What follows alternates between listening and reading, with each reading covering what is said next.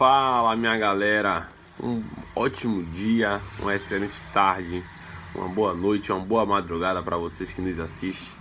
Professor Wesley Reis com vocês.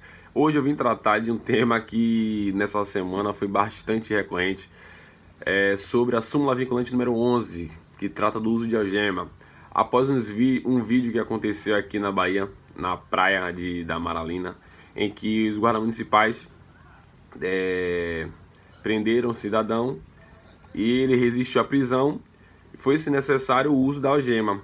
Entretanto, um concurseiro aprovado no concurso da PM começou a gravar e falar que o STF veda aquele tipo de algema. Então, hoje eu vim esclarecer para vocês o que o STF fala do uso de algemas e quais são esses precedentes, o seu histórico e o porquê de toda uma resolução específica sobre o uso de algema. Então, vamos lá.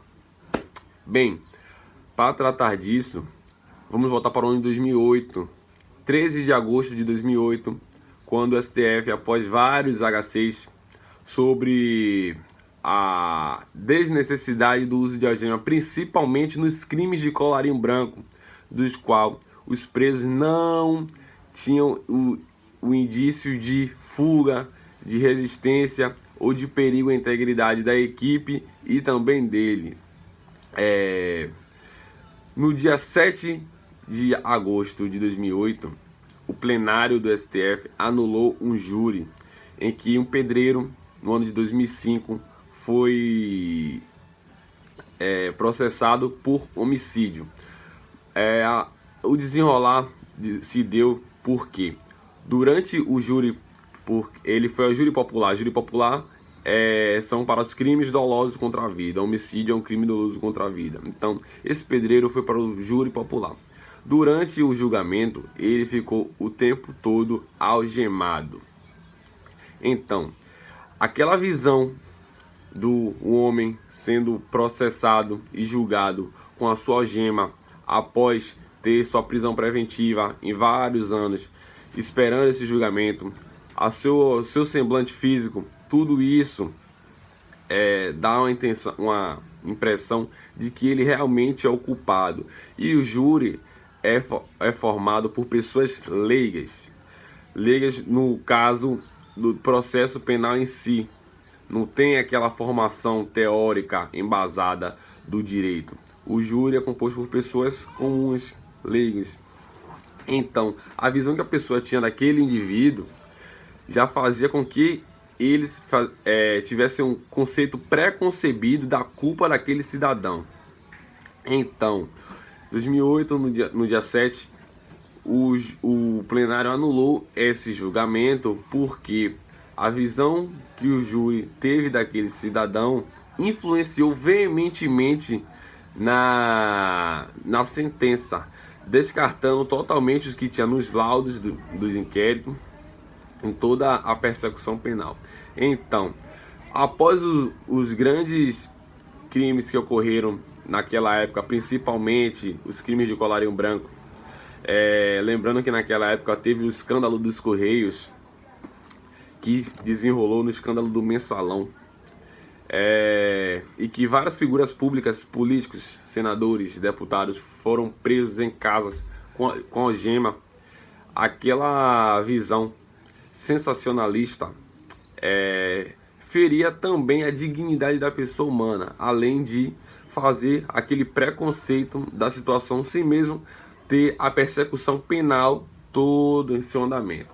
Então a STF decidiu em 2011, com o voto do relator Gilmar Mendes, que só é lícito o uso de algemas em caso de resistência e fundado receio de fuga ou perigo à integridade física própria ou alheia por parte do preso ou de terceiro, justificada sua excepcionalidade por escrito, sob pena de responsabilidade disciplinar, civil e penal do agente, e também da anulação da prisão. Então, a ministra Carmen Lúcia, no HC 89.429, disse que o uso de algemas é legítimo, ele não é arbitrário, sendo de natureza excepcional, a ser adotado nos casos com finalidade de impedir, prevenir ou dificultar a fuga ou reação indevida do preso, desde que haja fundada suspeita ou justificado receio que venha a ocorrer, e para evitar a agressão do preso contra os próprios policiais ou contra terceiros. Então, essa prerrogativa vem também para não culpabilizar o preso antes do seu trânsito em julgado. É isso do que trata. Fere o uso de algema desnecessário, ela fere a dignidade da pessoa humana, ela fere a honra da pessoa humana e a própria imagem, como foi no caso do pedreiro de 2005. Ele teve sua honra maculada, teve sua imagem maculada. O professor Roberto Abreu, da Universidade Federal de Minas Gerais, promotor de justiça, fala que o uso de algemas fere não somente a honra, mas assim a sua dignidade da pessoa humana. Por quê? Porque o estado natural do ser humano é o estado de liberdade. A partir do momento que essa liberdade é cerceada, aquele estado passa a ser um estado antinatural. Então, por isso que a sua dignidade é ferida, e muito, chegando a trazer transtornos irreversíveis. A súmula é necessária, sim, porque a cultura do Brasil não é uma cultura que o brasileiro tenha muita educação, que saiba tratar com diversas situações. Então, ela veio para proteger a arbitrariedade por parte do Estado, o agente que tem a força da lei, o agente que tem o poder de correção. Então, a súmula veio para evitar que esses eventos aconteçam, que possa ter juízos antes do trânsito em julgado, e também para evitar o sensacionalismo. Dizem que vieram para privilegiar pessoas de poder. Teoria minoritária trata disso, porque com as pessoas que têm menos poder aquisitivo, eles algemam e fica por isso mesmo. Porém, depende de como vocês viram a situação do pedreiro, que o júri dele foi anulado. Então, galera, essa é mais uma aula do Projeto Evolução sobre súmula vinculante número 11, que muitos se perguntam por que, se a situação do GCM está certa ou não está certa. Então, naquela situação do GCM está correta sim, porque o cidadão, ao ser compelido de que estaria preso, ele resistiu à prisão. Então foi-se necessário o uso proporcional da força e a algema. A partir do momento que ele resistiu e tem o fundado receio de fuga, pode sim algemar. Então a atuação do GCM foi correta para o uso de algemas. Então vamos ficar atentos, não vamos falar coisa que a gente não sabe, vamos dar uma lida, vamos dar uma estudada antes para ficar por dentro do assunto. Valeu?